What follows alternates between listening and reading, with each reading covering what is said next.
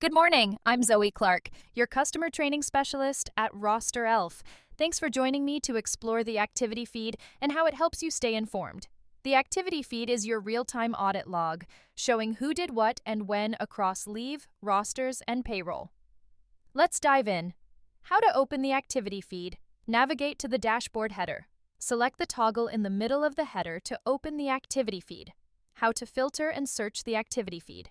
Use the Type of Activity dropdown to focus on a specific action category. Open the dropdown and choose the activity type you wish to view. Enter keywords in the search bar to narrow results to a particular event. Press Enter or click the search icon to apply the filter. How to review activity details. Locate the entry you need in the filtered feed. Click More Info to display a full summary of the action.